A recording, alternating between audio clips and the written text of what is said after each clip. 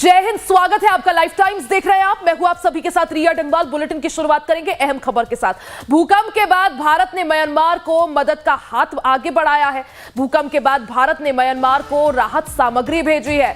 भारत ने म्यांमार को 15 टन राहत सामग्री भेजी है। हिंडन एयरबेस से म्यांमार के लिए विमान के जरिए जो है उसने उड़ान भरी है। भारत ने म्यांमार को 15 टन राहत सामग्री भेजी है। हिंडन एयरबेस से म्यांमार के लिए विमान ने उड़ान भरी है। स्लीपिंग बैग, कंबल, खाने के सामान समेत अन्य राहत सामग्री भारत की तरफ से म्यांमार के लिए भेजी गई है।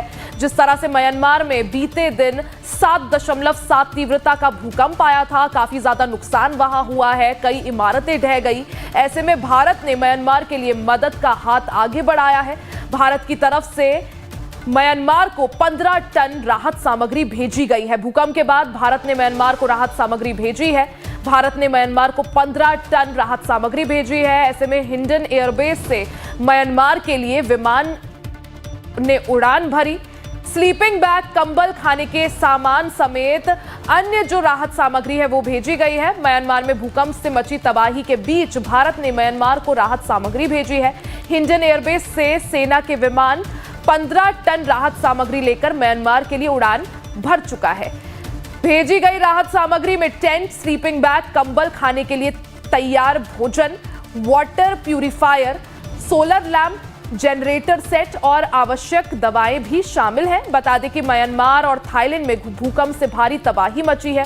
म्यांमार में भूकंप की वजह से 144 लोगों की मौत हो चुकी है, जबकि 700 से ज्यादा लोग जख्मी बताए जा रहे हैं। राहत और बचाव का काम लगातार जारी है। बताया जा रहा है कि म्यांमार की तगाइंड फ्लॉड में हलचल से ये भूकंप आया। 50 मिनट में 3 बार भूकंप और आफ्टर शॉक से धरती हिली। तस्वीरें भी देखिए, बीते दिन की तस्वीरें, जिस वक्त म्यांमार और थाईलैंड में भूकंप आया था। काफी ज्यादा नुकसान दोनों ही जगहों में हुआ है। कई इमारतें ढही हैं। साथ ही आप देख सकते हैं किस तरह से कितना तीव्र ये भूकंप रहा। रिक्टर पैमाने पर 7.7 इसकी तीव्रता मापी गई। कई लोगों की मौत भी हुई है। अगर म्यांमार की बात करें तो 144 लोगों की मौत की पुष्टि हुई है। साथ ही 700 से ज्यादा लोग जख्मी बताए जा रहे हैं। कई लोग लापता है। म्यांमार में भूकंप की वजह से हुए नुकसान और तबाही के बाद भारत ने मदद का हाथ आगे बढ़ाया है। भारत ने राहत सामग्री म्यांमार के लिए भेजी है। इसमें स्लीपिंग बैग्स और कई आवश्यक सामान, दवाएं, खाने पीने का सामान शामिल है।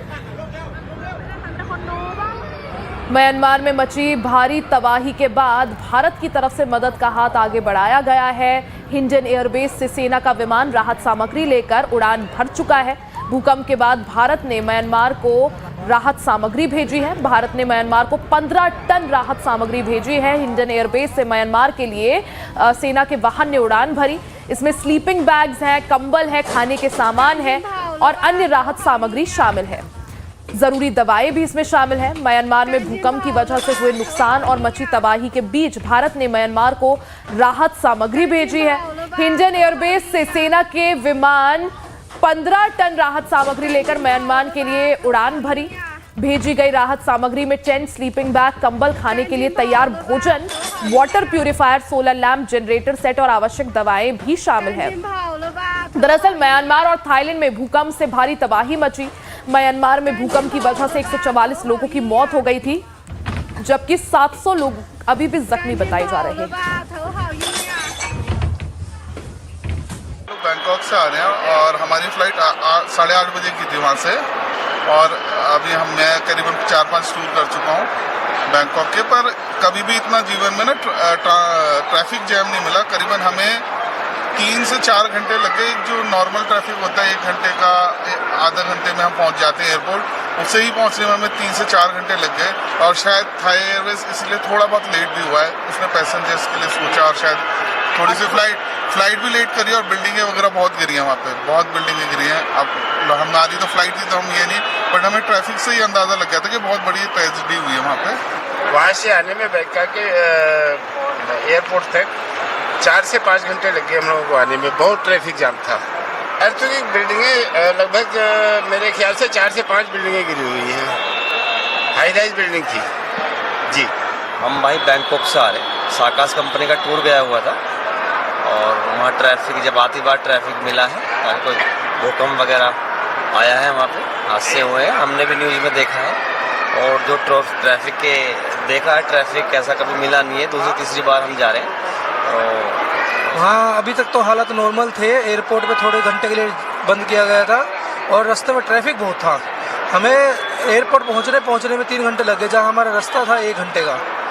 तो अच्छी बात है, भगवान ने सलामत रखे, सबको सही रखा, ज़्यादा नुकसान नहीं हुआ, पर हुआ तो है बाद में लग रहा है कुछ। मैं थाईलैंड से आए हैं। अर्थक्वेक के कारण मॉल, ट्रैफिक जाम, कोई काम में जा रहे हैं, सब बंद हो रहा है काम एकदम। देखो कितना टाइम लगता है। बैंकॉक गया होगा, वहाँ से आ रहा हूँ आज। दिन में लगभग करीब 1 बजे के आसपास जब होटल से हमने चेकआउट किया हॉलीडे से, तो वहाँ अचानक से लोग बाहर आने लगे। सर घूमने लगा कि धूप गर्मी ज़्यादा लगी है। पता लगा कि वहाँ बिल्डिंग जो थी वो अप एंड डाउन हो रही थी और लोग एकदम घबराए हुए थे कि जो वहाँ के हॉस्पिटल थे सभी लोग बाहर आ चुके थे वहाँ पे, और लोग बड़े परेशान थे। और बस ये हो रहा था कि बस अब किस तरह रुके और लोग घर जाए अपने पास। 3-4 घंटे लोग बाहर रहे। 3-4 घंटे लोग बाहर रहे, परेशान रहे और बहुत ट्रैफिक रहा। हमें भी बड़ा स्ट्रगल करना पड़ा और बस कैसे वहाँ पे टैक्सी बुलाई और बस हॉस्पिटल से सारे पेशेंट्स को बाहर रखा गया और जितने भी पेशेंट थे सब बाहर आ चुके थे, सबको लोग बाहर लेके आ चुके थे और सभी लोग जितने पेशेंट थे सब धूम में थे और डरे हुए थे और सहमे हुए थे। बैंकॉक से आ रहा हूँ। आज सुबह जो दोपहर में घटना हुई है अर्थक्वेक की बैंकॉक में, इवन दो जिसका सेंटर ऑफ एपिसेंटर जो बताया जा रहा है कि म्यांमार है, वो काफ़ी ज़्यादा जो है घातक था। अगर हम बात करें, बिल्डिंग्स बहुत ज़्यादा हिल रही थी, लोग सारे डरे हुए थे, होटल्स के सारे लोग, हॉस्पिटल्स के सारे लोग, सारे बाहर ही थे रोड्स पे। समवेयर अराउंड अगर हम बात करते हैं 3 से 4 घंटे लोग बाहर रहे, ट्रैफिक जाम रहा। इवन दो गवर्नमेंट ने यहाँ तक इमरजेंसी भी वहाँ पे घोषित कर दी थी फॉर अ टाइम। खबरों में आगे बढ़ते हैं। बीजेपी आज दिल्ली में बिहार